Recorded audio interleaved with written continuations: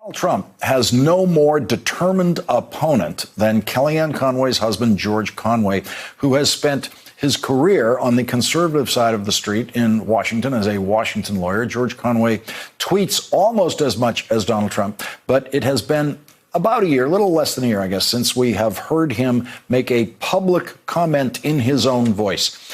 He finally did speak yesterday on Preet Bharara's podcast, and this is what he had to say about the man his wife works for. He can't take into account the interests of the country. He can't take into account the interests of the Constitution. He can't take into account his duties, and he puts his own interests above the country's in almost any circumstance. And that's exemplified by the most recent scandal, the Ukraine scandal, where he's essentially using his office. He is using his office, using the power of potentially withholding funds, or even simply the power of the presidency to extort a smaller nation to try to get that nation to issue some kind of a statement against Trump's principal political rival. One thing George Conway is mystified by is why Republicans in Congress and Republicans working in the Trump White House and the Trump administration continue to support Donald Trump. Preet Bharara asked a question that seems to have like a wicked obvious answer, and here's how that went. Are there people you're most disappointed in this regard? I just think that the disappointment runs very broadly. I think it's just amazing to me that there really isn't anyone. And I don't mean to be. It's just disappointing to me that there isn't somebody of some stature who's willing to just say, this man's unfit. Because they all know it. They just all know it. You know they know it. And I don't know what's so hard about saying it. It's obvious. It's obvious. I wonder who he could be disappointed in.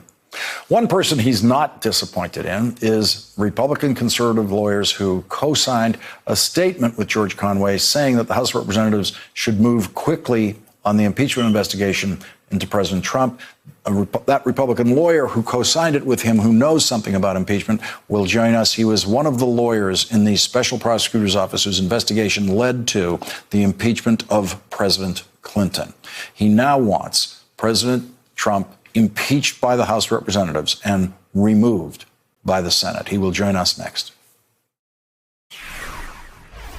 Paul Rosenzweig, who was one of the prosecutors whose investigation led to the impeachment of President Clinton, believes the evidence is clear in the Trump-Ukraine phone call rough transcript provided by the White House. Paul Rosenzweig told the Washington Post, "It strikes me that no reasonable attorney can doubt that there was a quid pro quo here. I would vote for impeachment, and I would vote for conviction and removal in the Senate as well." And joining us now is Paul Rosenzweig. He co-signed a statement along with George Conway and 14 other conservative lawyers with Washington experience who are all urging the House of Representatives to expedite the impeachment of President Trump.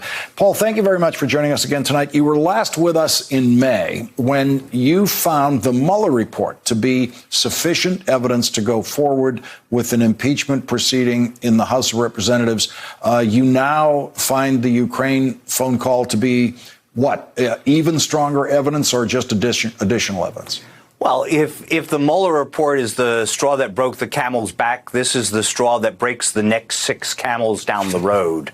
The president here is clearly using public authority to advance his personal interests. And that's not just inappropriate and illegal. It's an abuse of his office and an abuse of the public trust, and precisely the type of action that the founders viewed as unfit.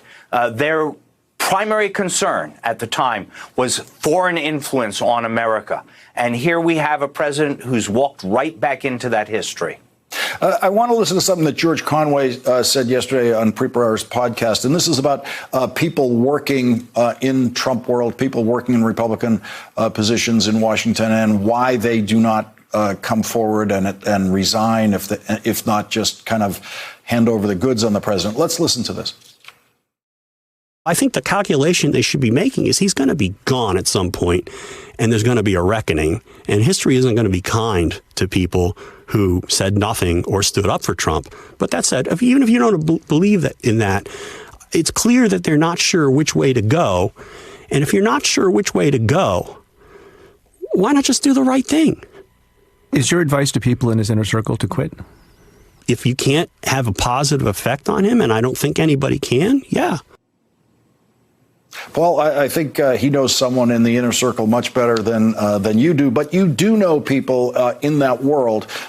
What is your sense of why we haven't seen a string of principled resignations from the Trump administration over time? Well, it's hard for me to project, but I think it is a self-justifying commitment. They went down this road with Trump, and long ago they believed wrongly, but maybe with not totally bad reason, that he wouldn't be as bad, that he'd surround himself with good people, they get some good policies, and they've so committed themselves to him now that for them to leave at this point is essentially to admit that for the last 2 years they've been wrong and they've had the wool pulled over their eyes by a charlatan. And that's really hard for anybody to admit to. So now they're in a position where to walk away is to say, I'm an idiot, but to stay is to say, I'm with this idiot. I can't think of a better way of putting it. Paul Rosenzweig gets tonight's last word, and that word is idiot. Thank you, Paul, for joining us once again. Really appreciate it. Thanks for checking out our YouTube channel. Subscribe by clicking on the button below for more from The Last Word and the rest of MSNBC.